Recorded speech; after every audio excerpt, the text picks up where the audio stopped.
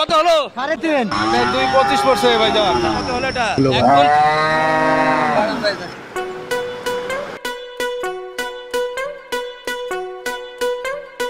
কবুল করো আমার কুরবানি কুরবানি কুরবানি কুরবানি। যুক্তরাজ্যে আগামীকাল পবিত্র ঈদুল আজহা। বাংলাদেশের কোরবানির হাটগুলোতে যেমন মানুষের উপচে পড়া ভিড় রয়েছে, তেমনই ভিড় রয়েছে যুক্তরাজ্যের মাংসের দোকানগুলোতে। শেষ মুহূর্তে কোরবানি বুকিংয়ের জন্য মানুষের এই ভিড় রয়েছে। আপনারা জানেন যুক্তরাজ্যে কোরবানি দেওয়ার জন্য সাধারণত মাংসের দোকানগুলোতে বুকিং দেওয়া হয়, তাই দোকানিরা পার করছেন ব্যস্ত সময়। আলহামদুলিল্লাহ, কুরবানির অর্ডার ভালোই যাচ্ছে। গরু বলেন, শিব বলেন, দুটোটাই প্রচুর পরিমাণে অর্ডার হয়েছে এবং নর্মাল মনে করেন মাংসগুলো ভালো যাচ্ছে। গরুর মাংস বলেন, বেরি বলেন, চিকেন বলেন, কুরবানির ঈদের বাজার ভালোই হচ্ছে আলহামদুলিল্লাহ, খারাপ না আমাদের এখানে। আমাদের নতুন দোকান হিসাবে যেটা প্রত্যাশা করেছিলাম, আমি বেশ প্রত্যাশার চেয়ে বেশি পেয়েছি ইনশাআল্লাহ। আমরা তো সবসময় দেশে কোরবানি দেই, আত্মীয় স্বজন সবাই দেশে আছে, তো এবার হয়তো এখানে কোরবানি দিতে পারি নাই, আর দেশে সব কোরবানি দেওয়া হয়েছে।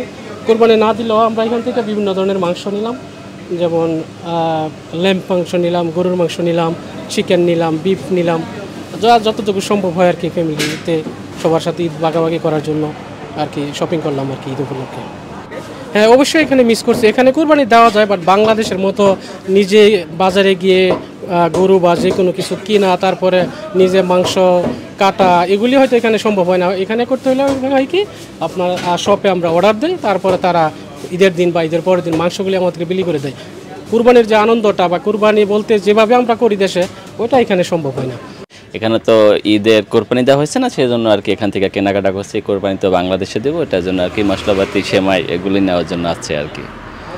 ভালো বিক্রি হয়েছে আলহামদুলিল্লাহ। ঈদের টাইম বিজি আছে চলের মশলা খুবই ভালো বিক্রি হইতে যে ঈদের বিজি আছি, এখন কাস্টমারকে সার্ভ করি। এতক্ষণ আপনারা দেখছিলেন যুক্তরাজ্যের কোরবানি এবং মাংসের বাজারের খবর। এখন আমরা চলে যাব মশলা বাজারে। সেখানে আছেন আমাদের নিউজ এডিটর আফরোজা আলিম আশা। আতিক, আপনাকে ধন্যবাদ। এখন আমরা এই মুহূর্তে আছি মশলার বাজারে। বাংলাদেশের মতো লন্ডনেও মশলার বাজারে একেবারে লুট পড়েছে বলতে গেলে, কারণ আমি যে জায়গায় দাঁড়িয়ে আছি এখানে কাস্টমারদের এত চাপ। আরও বিভিন্ন দোকানে আমি দেখেছি যে বিভিন্ন ধরনের মশলা, বাঙালি মশলা, ইন্ডিয়ান মশলা, স্পাইসি যে মশলাগুলো আছে সেগুলো নেওয়ার জন্য কিন্তু ক্রেতাদের উপচে পড়া ভিড়।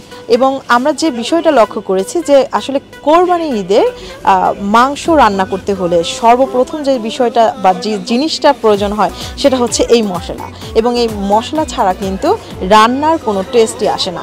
আমরা যেহেতু বাঙালি, এবং শুধু বাঙালি না, বাঙালির সাথে সাথে এখানে যারা আফগানি, পাকিস্তান এবং বিভিন্ন দেশের মুসলমান মানুষ আছে, তারাই কিন্তু এখানে আসছে মূলত তাদের পছন্দের মশলাগুলো কেনার জন্য।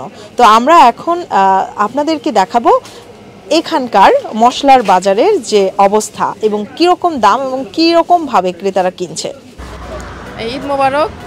আমরা ঈদের দিনে মানে মশলা কেনার জন্য আসছি। আমরা দেখতে পাচ্ছেন এই জায়গায় অনেক জমজমাট ভিড়, সবাই মার্কেট করতে আসছে। এখানে স্পাইসি যেগুলো মনে করেন যে আদা রসুন থেকে শুরু করে সব ধরনেরই মশলা বলতে যে গরম মশলা শুধু তা না, অনেক ধরনের দিল্লি থেকে মশলা আসছে, যেগুলো আমরা ইউজ করে থাকি, এবং বিভিন্ন রেস্টুরেন্টে বিভিন্ন ফ্লেভারই ইউজ করে থাকে, কিন্তু এটা সব সিক্রেট হয়ে থাকে। কিন্তু আমরাও নিজেরটা একটা ইউজ করে থাকি, সেটাতে অনেক টেস্ট হয়, খেতে পারি আমরা, বাসার সবাই লাইক করে। তো আমি সেজন্য এখানে মশলা কিনতে আসছি। ঈদের সময় তো একটু বেশি লাগে, যেরকম নর্মালে তো সব ধরনের মশলা ব্যবহার করে না, ঈদের জন্য তো দেখা যায় সব ধরনের মশলা, মাংস, এগুলো মাংসের জন্য তো সব ধরনের মশলাই নেওয়া লাগে, এটার জন্য সব ধরনের মশলাই নিতেছি আর কি। এই ছিল আমার কাছে ইস্ট লন্ডনের সর্বশেষ মশলা বাজারের খবর।